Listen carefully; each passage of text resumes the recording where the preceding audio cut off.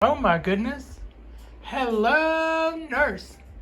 Hello, Patricia O'Connor and one Frida Reba Darcy here. And today I'm just gonna do a little walk around on the balcony and see what's going on. First, do a little checkup on my Literati Ponderosa Pine.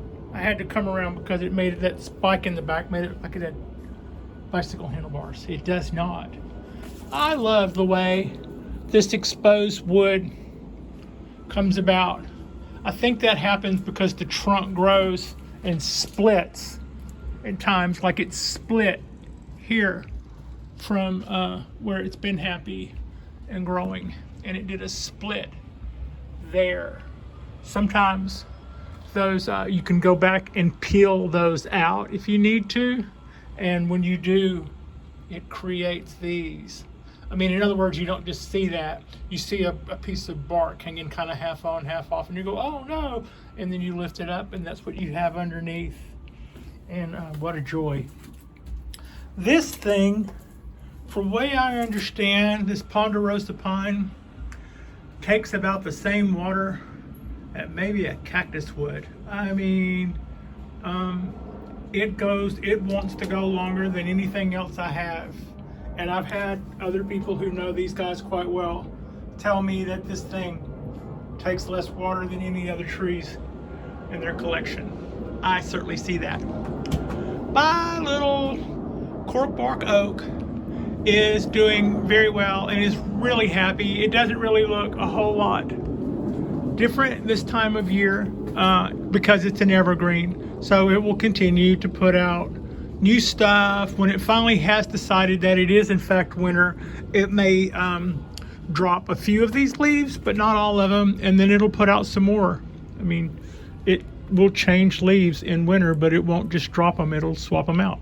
Speaking of, now we're finally starting to get some cool fall colors out of my bald cypress. I love this yellow and this rust and the green.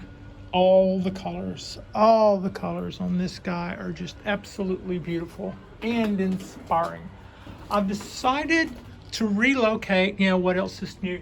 I've decided to relocate my my dawn redwood to over here. I wanted the space that it was in before, and it had always done well in this spot, so I just traded. It'll be fine. Also, I believe that as high as this is, that some of this stuff did not come out the way this stuff did because it was probably too close to the light. So by having it over here, we'll get another crack at that. This might already be cooked, but maybe we'll get another crack at it if we're not being too intense with it. I'm slowly trying to bring this thing back after I royally ticked it off. Dawn redwoods are very, very hardy, and you can get away with a lot of stuff. Don't push it. And when you have a tree and it's making good energy, don't push your luck. Bank away that energy. That's what I learned there about that. My trident maple is still looking like it's got 1 foot in winter and 1 foot in spring, and we haven't even gotten really to winter yet. It's December 2nd. So that's got those. The little black pine is looking nice and doing nicely. The one I call Pigpen is putting on a lot of new growth and is responding nicely to my having done basically nothing to it.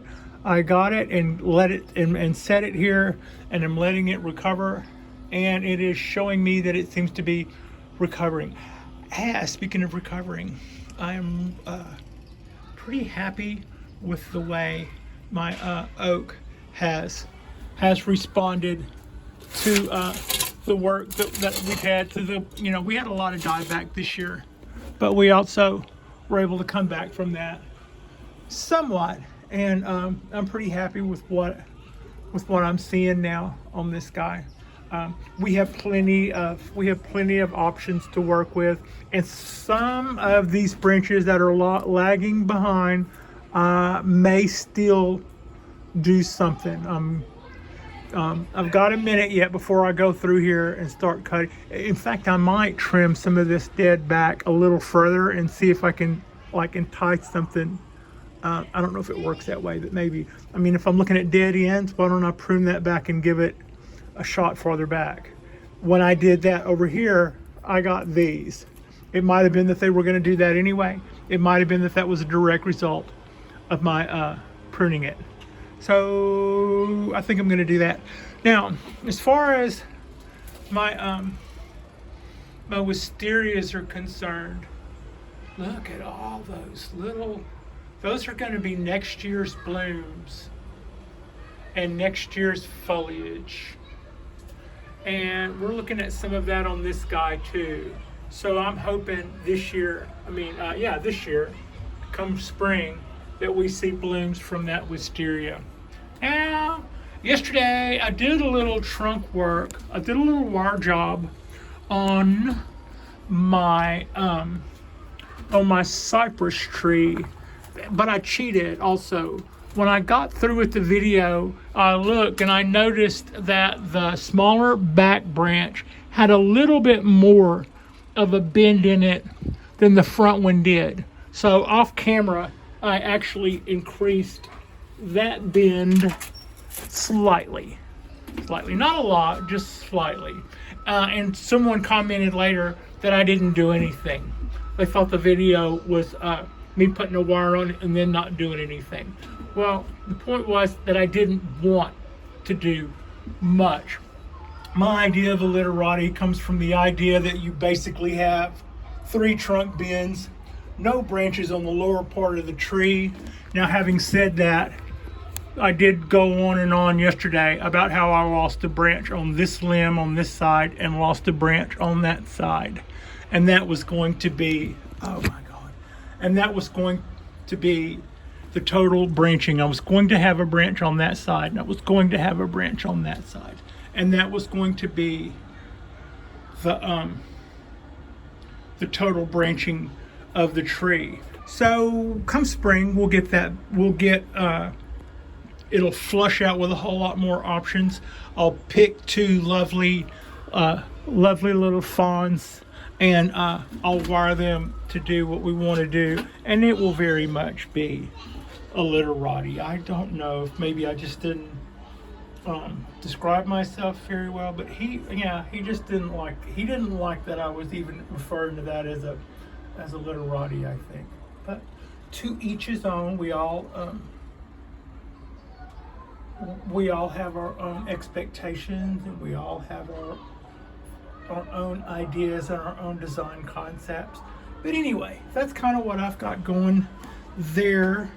My black pines are responding nicely to my behavior as of late, and my cork bark black pine has started pushing back new growth all over. The color is starting to change from yellow back to green, and I'm beginning to see shoots where I was afraid I was going to have die-off. However, I'm still probably going to have some die-offs. I'm not sure if this is going to come back or this is going to come back. My intuition tells me that's not going to come back. A recent video I saw, somebody, a bonsai instructor was telling his pupil not to cut those back because they weren't going to be great gens and they would never come back if he cut them. So maybe he knows something. So that's kind of what I'm going there. If I do have to trim these back, that'll just open up the area and I will be able to see that cork bark trunk better. So whatever it gives me, we will still have, I'm pretty sure, enough to work on to make that a beautiful, beautiful, beautiful little tree. And also, while we're checking up on things, and I was talking about my my bald cypresses, here is our new leader. I cut that off a couple of months ago, and we're not in the growing season, but it has grown that much and hardened off, and it is rough and ready and rearing to go when spring comes around to take off. And to that end, I think the 2 leaders on this guy are pretty much doing what I want them to do, very much doing what I really want them to do. If I have any regret at all, I wished I had a shoot coming out right here last year, and that could have been this. That should have been this. It died off over the winter, but if it would have been there and took off, I would have preferred that to start rather than have them to start the trunk off with that bow. It'll always probably be a little out and in, but I think it'll probably be okay. I mean, motion certainly doesn't hurt, right? So aside from that, I think those 2 leaders are doing pretty much what I want them to do.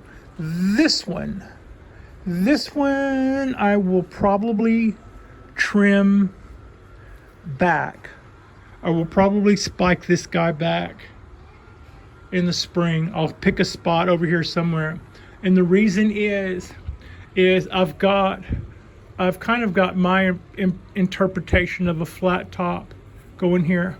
Sometimes to me, you'll see a cypress tree, and I've talked about this before. The first leader will grow up and grow so tall that it just kind of starts to lean over, and then it hardens off like that. So when you look at the top of a cypress tree, sometimes it almost looks like it's hockey stick shaped, or sometimes it does this. And so you end up with 2 huge pieces of wood forming a T, and then all the branching comes off from that.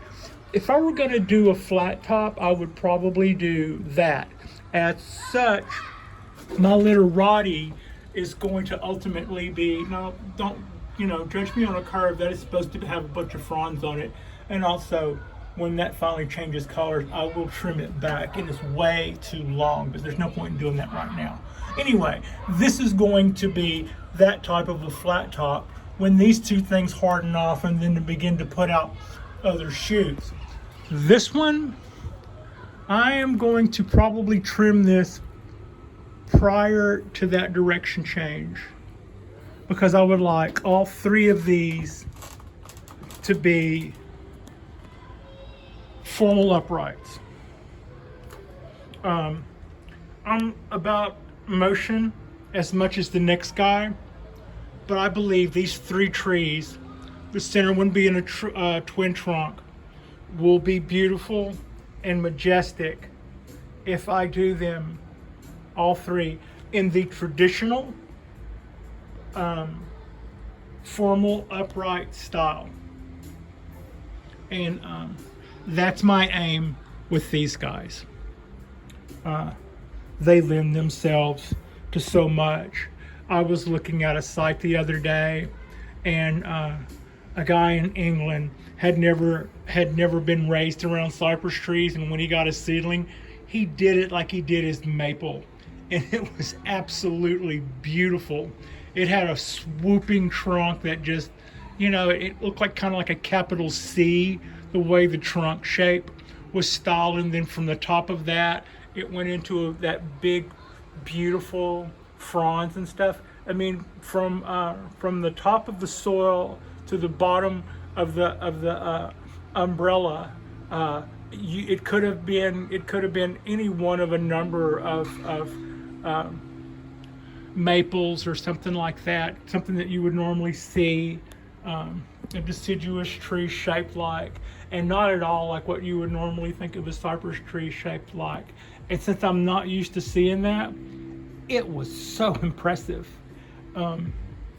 It's one of our new guys. I mean, he's been around forever, but on YouTube, he's fairly new.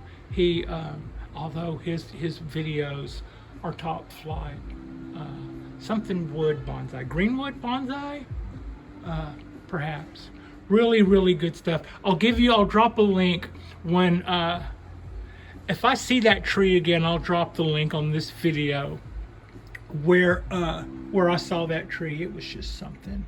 Anyway, that's us for today. I just wanted to come in and check up on everybody, and instead of sitting still and being in front of the mug the way I've been mugging the camera the way I've been doing for the last few, I thought that maybe I would do the walkthrough and show off, because we like showing off. I mean, hell, showing off is probably our second or third favorite thing. Literati, Shohin, Ponderosa Pine, pan out to Literati, Ponderosa Pine. Thank you all so much for watching, and this is video 101, and I think we're all doing fine here on the Bonsai Balcony, and I look forward to doing these for years and years and years. And my bonsai community is awesome. You guys encourage me and you teach me things, and when you see things in the background that aren't up to snuff, you whisper in my ear and go, Pat, yo, hey. And I just want you all to know how much I appreciate you. And for those of you who are new here, like and subscribe. We're a pretty good bunch. And I'll see you Friday.